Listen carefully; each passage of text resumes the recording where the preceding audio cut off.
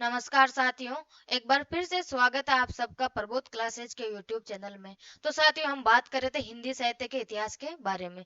जब हमने हिंदी साहित्य के इतिहास के बारे में पढ़ना शुरू किया था, तो सबसे पहले हमने जाना था कि हिंदी साहित्य इतिहास जो शब्द है, उसकी उत्पत्ति, उसका अर्थ और उसकी परिभाषा के बारे में हमने जाना था।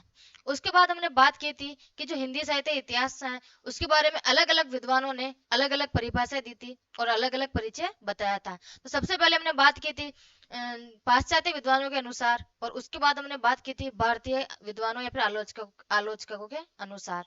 तो साथ ही हमने बात की थी, तो अलग अलग विद्वानों ने अलग अलग परिभाषा इतिहास के बारे में दी थी।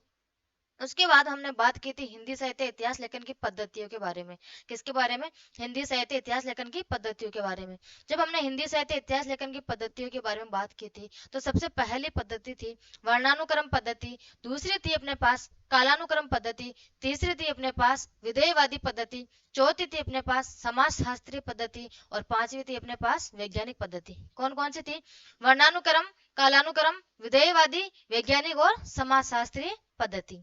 ठीक है साथियों, यहाँ तक अपन लोगों ने बात कर ली थी। उसके बाद हमने बात की थी हिंदी साहित्य इतिहास लेखन की आधारभूत सामग्री के बारे में हमने जाना था। आधारभूत सामग्री के बारे में जब हम बात करते हैं, तो उनकी रचनाओं के बारे में हम जब चर्चा उनकी रचनाओं के बारे में हमने चर्चा की थी। जैसे हमने सबसे पहले बात की थी गार्हस्थ्य तासी के बारे में, उनकी रचनाओं के बारे में हमने बात की थी। तो उनकी रचना, जैसे मैं आपको एक बार ये रही हिंदी साहित्य इतिहास लेखन की आधारभूत सामग्री में हमने कुछ इतिहासकार और लेखक थे और उनकी रचनाओं के बारे में हमने जाना था। तो जैसे गोकुलनाथ थे। उसके बाद हमने बात की थी भक्तमाल के नाभादास। आगे हमने बात की थी मूल गोसाई चरित्र के बारे में, उनकी रचना थी बेनी माधव दास। और भक्त नामावली रचनाकार थे ध्रुवदास। और आगे हमने बात की थी इसके बाद हिंदी साहित्य इतिहास लेखन की परंपरा के बारे में। कल हमने बात की थी हिंदी साहित्य इतिहास लेखन की परंपरा को लेकर। तो साथियों, जब हमने हिंदी साहित्य इतिहास लेखन की परंपरा के बारे में जाना था, तो इसके अंदर हम 10 विद्वान इतिहासकारों के बारे में बात करेंगे। 10 इतिहासकार या फिर 10 लेखकों के बारे में हम बात करने वाले हैं। तो उसमें सबसे पहले थे अपने गारसदा तासी, दूसरे नंबर पर थे अपने शिव सिंह सेंगर, तीसरे नंबर पर थे अपने जॉर्ज अब्राहम ग्रियसन, और चौथे नंबर पर थे अपने मिस्र बंधु, और पांचवें नंबर पर थे अपने आचार्य रामचंद्र शुक्ल जी। छठे नंबर पे हमने बात की थी तो डॉक्टर राम कुमार वर्मा। सातवें नंबर पे हमने बात की थी डॉक्टर हजारी प्रसाद द्विवेदी जी। आठवें नंबर पे हमने बात की थी डॉक्टर गणपति चंद्र गुप्त जी। और 9वें नंबर पे हमने बात की थी डॉक्टर गणगेंद्र। और 10वें नंबर पे हम बात कर रहे थे नागरिक परिचालन सभा काशी। तो सबसे पहले हमने देखा था कि अब तक हमने गारसा दत्तासी, जो पहले इतिहासकार या फिर लेखक जो हैं, उनके बारे में हमने पढ़ लिया था। तो मैं एक बार रिवीजन करवा देती हूँ, थोड़ा सा स्पीड में करवाऊंगी, 2 मिनट के अंदर रिवीजन करवा देती हूँ। जब हमने पहले इतिहासकार लेखक के बारे में चर्चा की थी, तो वो थे अपने गारसा द तासी। इनकी जो ग्रंथ था वो था इस्तवार दयालाल लिटरेचर एंदु ए हिंदुस्तानी। कौन सा था? इस्तवार दयालाल लिटरेचर एंदु ए हिंदुस्तानी। याद रखना दोस्तों ग्रंथ का नाम। और ये गारसा द तासी थे कौन से विद्वान थे? फ्रेंच विद्वान थे। ठीक है। इनकी प्रकाशक संस्था थी वो थी द ओरिएंटल ट्रांसलेशन कमेटी, जो कहाँ से ली गई थी? आयरलैंड से। और इनका प्रकाशन जो कितने भागों में हुआ था? तो 2 भागों में इनका प्रकाशन हुआ था। प्रथम संस्करण में प्रथम भाग में 1839 ईस्वी, और द्वितीय भाग जो कब हुआ था? 1847 ईस्वी में। वेरी वेरी इंपॉर्टेंट है। प्रथम संस्करण की प्रथम भाग 1839 में और द्वितीय भाग 1847 ईस्वी में था। इसके बाद हमने बात की इनकी विशेषताओं के बारे में। ये हिंदी और उर्दू से संबंधित थे। भाषा या फ्रेंच या फ्रांसीसी थी। इनकी पद्धति, इनकी वर्णानुक्रम थी, यानी अंग्रेजी वर्णों के क्रम के अनुसार थी। आपने देखा था वो इंग्लिश में लिखा हुआ था, अंग्रेजी में लिखा हुआ था वो। इसमें कुल कवि 738 थे, जिसमें हिंदी के 72 कवि थे। वेरी इंपॉर्टेंट है, काफी बार पूछा गया क्वेश्चन है। अधिकांश कवि इसमें उर्दू के हैं। किसके हैं? उर्दू के। इसमें काल विभाजन का कोई प्रयास नहीं किया गया था। गार्हस्थ्य तासी के अनुसार यदि मैंने कालक्रम वाली पद्धति अपनाई होती तो अनेक विभाग स्थापित करने पड़ते। ये इनकी कुछ विशेषताएं थी। इसके बाद हमने बात की थी आचार्य रामचंद्र शुक्ल ने इसे व्रत संग्रह कहा था। काफी बार एग्जाम में पूछा गया क्वेश्चन है। इसके बाद हमने बात की थी आगे कि गार्हस्थ्य तासी के इतिहास ग्रंथ का 1952 ईस्वी में डॉक्टर लक्ष्मी सागर वार्ष्णेय ने हिंदू साहित्य इतिहास नाम से हिंदी में अनुवाद किया था। फिर डॉक्टर लक्ष्मी सागर वार्ष्णेय ने इनकी पुस्तक हिंदुई साहित्य का इतिहास, जिसमें कुल कवि कितने थे? 358, और जिसमें हिंदी के थे 220 कवि। ठीक है। आगे हमने बात की थी नलिन विलोचन शर्मा के बारे में। इन्होंने इतिहास के बारे में क्या कहा था? हिंदी साहित्य का प्रथम साहित्यिक इतिहास इतिहासकार कौन थे? तासी, यानी घाटसुदा तासी हिंदी साहित्य के प्रथम इतिहासकार थे। ये किसने कहा था? नलिन विलोचन शर्मा ने। यहाँ तक हमने बात कर ली थी। इसके बाद हमने बात की थी इनके दोष प्रमुख, कि इनके दोस्त कौन कौन से थे। तो ये वर्णानुक्रम पद्धति थी, काल विभाजन व नामकरण का कोई इसमें प्रयास नहीं किया गया था, हिंदी के अतिरिक्त कवियों यानी उर्दू को शामिल किया गया था। ठीक है, उर्दू वाले जो उसमें कवि थे उसमें उसको शामिल किया गया था। इसमें प्रथम कवि अंगद व अंतिम कवि कौन है? हेमंत। इसमें प्रथम कवि कौन? अंगद, और अंतिम कवि कौन है? हेमंत। यहाँ तक हमने कल चर्चा कर ली थी। तो साथियों, उम्मीद करती हूँ कि आप सब ने एक बार रिवीजन जरूर किया ही होगा। क्या मेरी उम्मीदों पे खरे उतरोगे आप लोग? देखती हूँ किस किसने, और नोट्स तो बना ही रहे होंगे साथ के साथ, तो नोट्स बनाते चलना। इसके बाद हम आगे बात करते हैं साथियों। आज अपने पास जो दूसरे इतिहासकार या लेखक है वो है शिव सिंह सेंगर के बारे में। आज हम पढ़ने वाले हैं शिव सिंह सेंगर के बारे में। और जो शिव सिंह सेंगर है उनकी जो रचना है वो कौन सी है? शिव सिंह सरोज। कौन सी है शिव सिंह सेंगर की रचना? शिव सिंह सरोज। और इनकी भाषा कौन सी थी? तो भाषा कौन सी थी इनकी? हिंदी। इनका प्रकाशन यानी शिव सिंह सरोज का प्रकाशन कब हुआ था? तो 1883 ईस्वी में। कब हुआ था? 1883 ईस्वी में। प्रकाशक संस्था कौन सी रही इनकी? तो इनकी प्रकाशक संस्था है वो है नवल किशोर प्रेस। कहाँ से? लखनऊ से प्रकाशित हुई थी। कहाँ से हुई थी? लखनऊ से प्रकाशित हुई थी। इनकी पद्धति कौन सी रही? तो इनकी पद्धति वर्णानुक्रम पद्धति रही।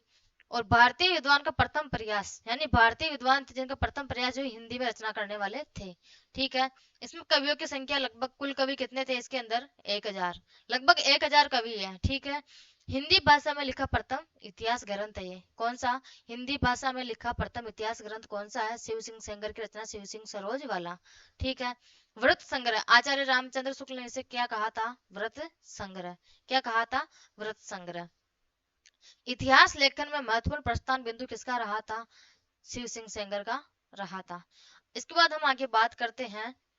यह इतिहास ग्रंथ कालिदास त्रिवेदी यानी कालिदास हजारा के आधार पर लिखा गया। कालिदास त्रिवेदी है, उनकी रचना है कालिदास हजारा, उसके आधार पर यह ग्रंथ लिखा गया था। आगे हम बात करते हैं शिव सिंह सेंगर ने। शिव सिंह सेंगर है, ये वेरी इंपॉर्टेंट है। शिव सिंह सेंगर ने पुष्य पुंड या फिर पुंडर को हिंदी का प्रथम कवि माना है। यानी कि जो अपने शिव सिंह सेंगर जी है, जो पुष्य कवि है, उनको हिंदी का प्रथम कवि माना था। किसने? शिव सिंह सेंगर ने। वेरी इंपॉर्टेंट है। इसके बाद हम आगे बात करते हैं। शिव सिंह सेंगर ने हिंदी साहित्य का आरंभ विक्रम संवत 770 ईस्वी से माना है। बस विक्रम संवत 770 से माना है। यानी कि शिव सिंह सेंगर ने हिंदी साहित्य का आरंभ विक्रम संवत 770 से माना है। अगर आप ईस्वी सन में निकालना चाहो तो 770 में से 57 माइनस कर लेना, वो ईस्वी सन में आ जाएगा। ठीक है, और अब हम बात करते हैं शिव सिंह सेंगर के। जो शिव सिंह सरोज है, तो इसके दोस्त कौन कौन से हैं? तो हम इनके दोस्त के बारे में जानते हैं। तो इनका दोस्त है वर्णानुक्रम पद्धति, और काल विभाजन व नामकरण का इसमें कोई प्रयास नहीं किया गया था। कवियों के रचनाकार का विवरण तो लिखा है, परंतु वर्तमान में अधिकांश अविश्वसनीय है। क्या है? इन्होंने रचना काल का विवरण तो किया था, लेकिन परंतु वर्तमान में अधिकतम क्या है? अधिकतर जो भी अधिकांश रचना है उनकी जो अविश्वसनीय, यानी अभी वर्तमान में इतने प्रचलित में नहीं है इनकी। आगे हम तीसरे नंबर पे बात करते हैं। जो इतिहासकार है अपने पास वो है जॉर्ज अब्राहम ग्रेसन। कौन है? George Abraham Grayson. इनकी जो पुस्तक है वो है the modern vernacular literature of Hindustan. कौन कौन सी है? The modern vernacular literature of Hindustan. याद कर लेना, साथ ही एग्जाम में पूछी गई है। यही आपके पुराने क्वेश्चन है जो मैं बता रही हूँ। और ये पुस्तक है ना, ये कितने अध्यायों में विभाजित है? 11 अध्यायों में ये विभाजित है। इनकी प्रकाशक संस्था कौन सी है? प्रकाशक संस्था के बारे में हम बात करते हैं तो इनकी प्रकाशक संस्था नवल किशोर है। कौन सी है? नवल किशोर। जो कहाँ से प्रकाशित हुई है? लखनऊ से प्रकाशित हुई है। प्रकाशन के बारे में हम बात करते हैं तो प्रकाशन पहले तो सबसे पहले पत्रिका के विशेषांक के रूप में प्रकाशन हुआ था इनका, जो सन 1888 ईस्वी में हुआ था। कब हुआ था? 1888 ईस्वी में हुआ था। और दूसरी बार हम बात करते हैं तो पुस्तककार के रूप में इनका प्रकाशन हुआ था, वो हुआ था 1889 ईस्वी में। दोनों ही सन इंपॉर्टेंट है, दोनों ही सन पूछे गए हैं। कि जॉर्ज अब्राहम ग्रेसन का प्रकाशन कब हुआ था। तो पत्रिका के विशेषांक के रूप में प्रकाशन कब हुआ था, 1888 में। और पुस्तककार के रूप में प्रकाशन कब हुआ था, 1889 ईस्वी में। प्रकाशक संस्था के बारे में हम बात करते हैं तो the Royal Asiatic Society of Bengal, प्रकाशक संस्था इनकी कौन सी है, the Royal Asiatic Society of Bengal. पद्धति के बारे में हम बात करते हैं तो इनकी पद्धति कौन सी है, कालानुक्रम पद्धति है। कालानुक्रम पद्धति में रचित हिंदी साहित्य का पहला इतिहास ग्रंथ है कौन सा, जॉर्ज अब्राहम ग्रेसन के द्वारा the modern vernacular literature of northern Hindustan. ये ग्रंथ है, ये कालानुक्रम पद्धति में रचित हिंदी साहित्य का पहला इतिहास ग्रंथ है। आगे हम बात करते हैं, इसमें लेखकों एवं कवियों का काल क्रमानुसार वर्गीकरण किया गया है। यानी इसके अंदर जो लेखक और कवि है तो उनके काल क्रम के अनुसार, यानी उनके जन्म के अनुसार, उनके काल क्रम के अनुसार इसके अंदर वर्गीकरण किया गया है। आगे हम बात करते हैं, इसमें कुल रचनाकार के बारे में हम बात करें हैं तो कुल रचनाकार कितने, इसमें 952, यानी ये भी लगभग 1000, लगभग 1000। अगर 952 नहीं मिले तो लगभग 1000 ऑप्शन में मिल जाएगा आपको, ठीक है। और सभी जो कवि है वो कौन सी भाषा से है, तो वो हिंदी से है। कौन सी भाषा से, हिंदी से। प्रथम इतिहास ग्रंथ जिसमें केवल हिंदी के रचनाकारों को स्थान दिया गया है, जो ये प्रथम इतिहास ग्रंथ जॉर्ज अब्राहम ग्रेसन वाला, जिसमें केवल हिंदी के रचनाकारों को स्थान दिया गया है। और इसकी भाषा कौन सी थी, जबकि अंग्रेजी। आपने देखा था अभी इसकी भाषा अंग्रेजी थी, जिसमें लिखा हुआ था इनका रचना ग्रंथ the modern vernacular literature of Hindustan, ये अंग्रेजी भाषा का ही है, ठीक है। आगे हम बात करते हैं, जॉर्ज अब्राहम ग्रेसन है, ये भक्ति काल को हिंदी साहित्य का स्वर्ण काल कहते हैं। क्या कहते हैं, भक्ति काल को हिंदी साहित्य का स्वर्ण काल कहते हैं। वेरी मोस्ट 3 स्टार लगा लेना इन तीनों पे, काफी बार एग्जाम में पूछा गया क्वेश्चन है। तो भक्ति काल को हिंदी साहित्य का स्वर्ण काल कौन कहते हैं, जॉर्ज अब्राहम ग्रेसन। और दूसरे बारे में हम बात करते हैं तो हिंदी को अंग्रेजों द्वारा आविष्कृत भाषा किसने कहा था, जॉर्ज अब्राहम ग्रेसन ने। और इस साहित्य के देन भी किसने कहा था, जॉर्ज अब्राहम ग्रेसन ने। 3 स्टार लगा लेना, तीनों पॉइंट वेरी मोस्ट है, ठीक है।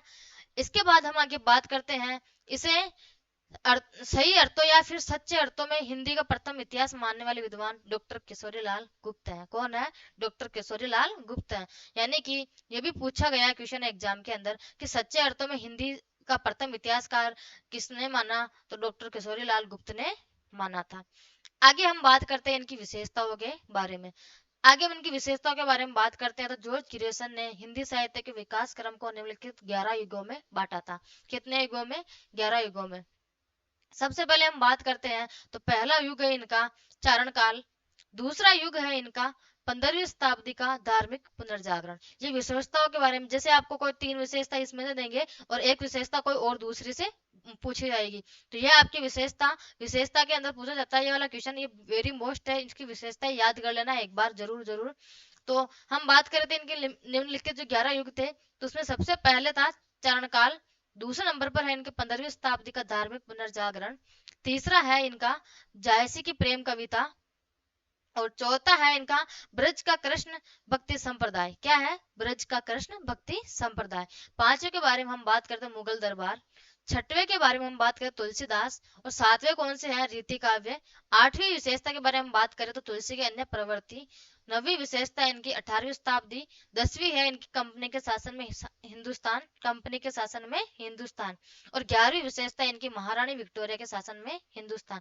यानी कि साथियों, हम जॉर्ज ग्रेसन के इतिहास के बारे में हम बात करें तो इनकी विशेषता वेरी वेरी मोस्ट है।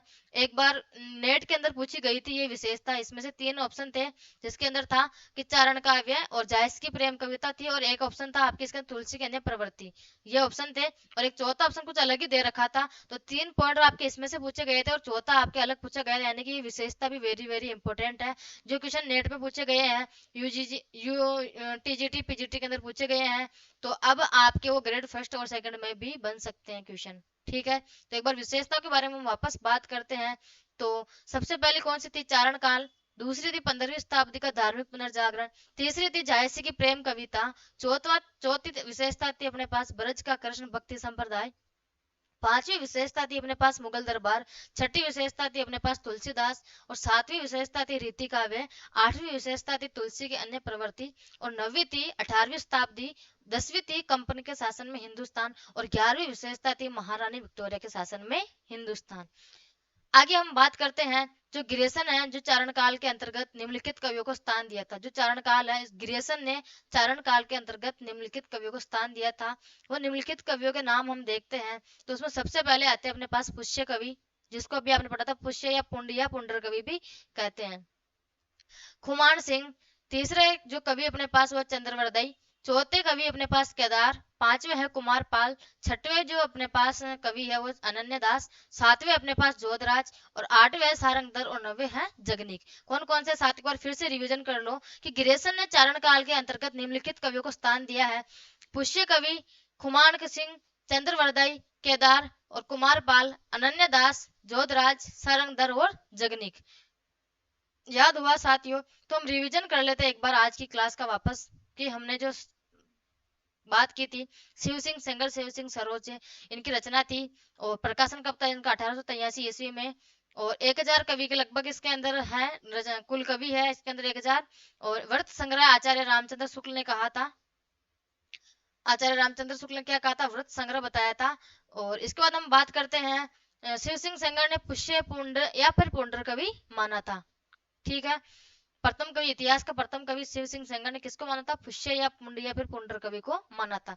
इसके बाद हमने बात की थी जॉर्ज अब्राहम ग्रेसन के बारे में। इनकी पुस्तक का नाम था the modern vernacular literature of Hindustan. कौन सी थी?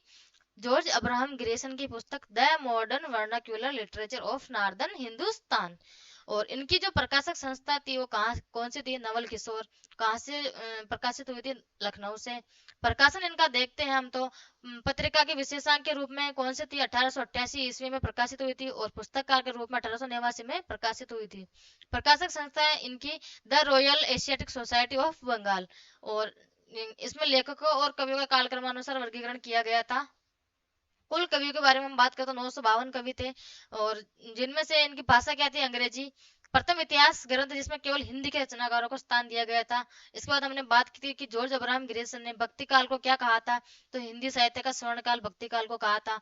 अंग्रेजों को हिंदी को अंग्रेजों द्वारा आविष्कृत भाषा जॉर्ज अब्राहम ग्रेसन ने कहा था। इस साहित्य की देन किसने कहा था? जॉर्ज अब्राहम ग्रेसन ने। आगे हमने बात की थी कि सच्चे अर्थों में या फिर सही अर्थों में हिंदी प्रथम इतिहास मानने वाले, हिंदी का प्रथम इतिहास मानने वाले विद्वान डॉक्टर केशोरीलाल गुप्त थे। आगे हमने इनकी विशेषताओं के बारे में बात की थी। इनकी विशेषता थी चारण काल, 15वीं शताब्दी का धार्मिक पुनर्जागरण, झांसी की प्रेम कविता, ब्रज का कृष्ण संप्रदाय, भक्ति संप्रदाय, मुगल दरबार, तुलसीदास, रीति काव्य, तुलसी के अन्य प्रवृत्ति, 18वीं शताब्दी, कंपनी के शासन में हिंदुस्तान, महारानी विक्टोरिया के शासन में हिंदुस्तान। ठीक है साथियों, और अंतिम समय में हमने बात की थी कि इनके निम्नलिखित कवियों को स्थान दिया गया था ग्रेसन के चारण काल के अंदर। तो वो थे अपने पुष्य कवि खुमान सिंह, चंद्रवरदाई, केदार, कुमार पाल, अनन्य दास, जोधराज, सारंगधर और जगनी। तो ठीक है साथियों, आज की क्लास अपनी इतनी सी रहेगी, क्योंकि कम समय में ज्यादा समय में कम मैटर पढ़ना, या फिर कम समय में ज्यादा मैटर पढ़ना, हम लोग बिल्कुल सीमित मैटर पढ़ेंगे। ऐसा नहीं कि एक दिन में घास काट के और पूरे पूरे आदि काल को करा दिया, भक्ति काल को करा दिया, ऐसा कुछ नहीं है साथियों। रोज अपन थोड़ा थोड़ा पढ़ेंगे, लेकिन याद करेंगे, और कम पढ़ेंगे लेकिन अच्छा पढ़ेंगे। बस मैं एक ही बात बोलती हूँ कि कम पढ़ना लेकिन अच्छा पढ़ना, एक पेज पढ़ना लेकिन एक को ही याद करके छोड़ देना। तो ठीक है साथियों, धन्यवाद आज के लिए।